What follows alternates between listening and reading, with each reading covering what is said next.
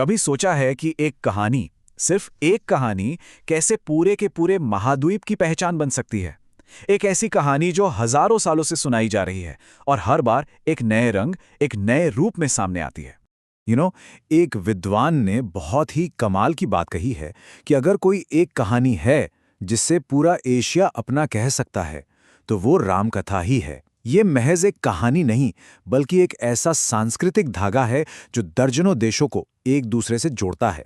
पर सबसे बड़ा सवाल तो ये है कि भारत में जन्मी एक कहानी ने हजारों किलोमीटर का सफर तय करके थाईलैंड के दिल में अपनी जगह कैसे बना ली, इतनी कि वो वहां का राष्ट्रीय महाकाव्य बन गई।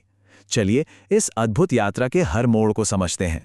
अब देखिए, किसी भी कहानी में आए बदलावों को समझना हो ना, तो हमें उसकी जड़ तक, उसकी शुरुआत तक जाना पड़ता है।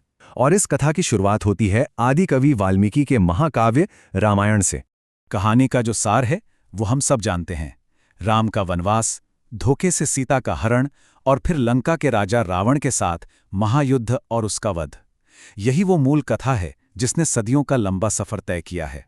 वाल्मीकि जी का मकसद बिल्कुल साफ था। उन्होंने राम को एक आदर्श पुरुष की तरह दिखाया, ताकि लोग सिर्फ उनका नाम ना लें, बल्कि उनके जैसा आचरण करें, उनके जैसा बने। उनकी कहानी असल में धर्म और कर्तव्य की कहानी है। तो अब होता क्या है कि ये मौलिक कहानी जब भारत की सीमाओं को लांघकर बाहर निकलती है, तो इसका सामना होता है बिल्कुल नई संस्कृतियों से, नई जमीनों से, नई मान्यताओं से, और बस यहीं से कहानी में बदलाव की लहरें उठनी शुरू हो जाती हैं। ये कहानी जहां भी पहुंची, इसने एक नया नाम और एक नया रूप अपना लिया। थाईलैंड में ये कहलाई रामाकियन, जिसका मतलब है राम की कीर्ति। मलेशिया में ये बनी हिकायत सिरी राम, और लाओस में तो ये फ्रालक फ्रालाम हो गई, यानी लक्ष्मण और राम की कहानी। नाम बदलते गए, पर कहानी का दिल वही रहा। तो कहानी का जो कोर प्लॉट था वो तो सेम रहा, राम सीता रावण महायुद्ध। लेकिन हर संस्कृति ने इसमें अपने रंग भर दिए, अपनी लोक कथाओं को इसमें मिला दिया। वो इस कहानी की सिर्फ श्रोता नहीं, बल्कि सहलेखक यानी को ऑथर बन गई। चलिए अब सीधे थाईलैंड चलते हैं और ये देखते हैं कि वहां की रामायण, जिसे रामाख्यन कहते हैं, हमारी वाल्मीकि रामायण से आखिर कितनी अलग है। अब शायद मन में सवाल आ रहा होगा कि भाई कितना ही फर्क होगा, लेकिन यकीन मानिए ये फर्क आपको सच में हैरान कर देगा। चलिए कहानी के दो सबसे अहम मोड़ों की तुलना करके देखते हैं। तो पहला और सबसे बड़ा अंतर देखिए, सीता का जन्म। वाल्मीकि रामायण में वो राजा जनक को धरती से मिलती हैं, लेकिन थाई रामाकियन में एक जबरदस्त ट्विस्ट है। यहां सीता खुद रावण की बेटी हैं। जी हां, एक भविष्यवाणी होती है कि ये लड़की ही अपने पिता की मौत का कारण बनेगी, तो रावण डरकर उन्हें एक बक्से में बंद करके समुद्र में फेंकवा देता है। अब आते हैं कहानी के क्लाइमैक्स पर, रावण के वध पर। भारत की रामायण में राम ब्रह्मास्त्र से रावण का वध करते हैं, लेकिन रामाख्यान में रावण को मारना इतना आसान था ही नहीं। क्यों? क्योंकि उसकी आत्मा उसके शरीर में थी ही नहीं, वो तो एक बक्से में बंद थी जो उसके गुरु के पास रखी थी।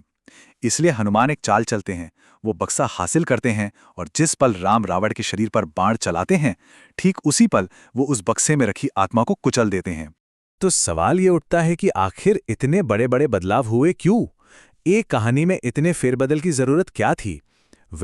इसका जवाब हमें थाईलैंड के इतिहास और उसकी उस वक्त की जरूरतों में मिलता है। देखिए, 18वीं सदी में एक भयानक युद्ध के बाद थाईलैंड अपनी पहचान को फिर से गढ़ रहा था। तब वहां के राजा राम प्रथम ने रामाकियन को एक राष्ट्रीय प्रतीक की तरह फिर से लिखवाया। इसका मकसद था लोगों में वीरता और देशभक्ति की भावना जगाना। इसीलिए थाई वर्जन में युद्ध के सीन पर बहुत ज्यादा जोर दिया गया है, और देखते ही देखते ये कहानी वहां की कला का आधार बन गई, खासकर खौन नाम के मशहूर मास्क डांस का। और इस बात का एक सीधा सा सबूत है युद्धों की संख्या में। जहां वाल्मीकि रामायण में करीब 10 बड़े युद्धों का जिक्र मिलता है, वहीं रामाकियन में ये संख्या 15 से भी ज्यादा है। इससे साफ पता चलता है कि कहानी का फोकस धर्म से ज्यादा वीरता और राष्ट्रवाद पर चला गया था। तो हमने ये देखा कि कैसे एक ही कहानी समय और सरहदों के पार सफर करती है, और कैसे वो हर नई जगह जाकर एक नया ही रूप ले लेती है। इससे हमें एक बहुत गहरी बात समझ आती है कि कोई भी कहानी पत्थर की लकीर नहीं होती कि एक बार लिख दी तो बस वैसी ही रहेगी। नहीं, कहानी तो एक नदी की तरह होती है। उसका स्रोत भले ही एक हो, पर वो जिन जिन जमीनों से गुजरती है, वहां की मिट्टी को, वहां की हवा को अपने अंदर समेट लेती है और अपना रूप, अपना आकार बदलती रहती है। रामायण की यात्रा भी बिल्कुल ऐसी ही रही है।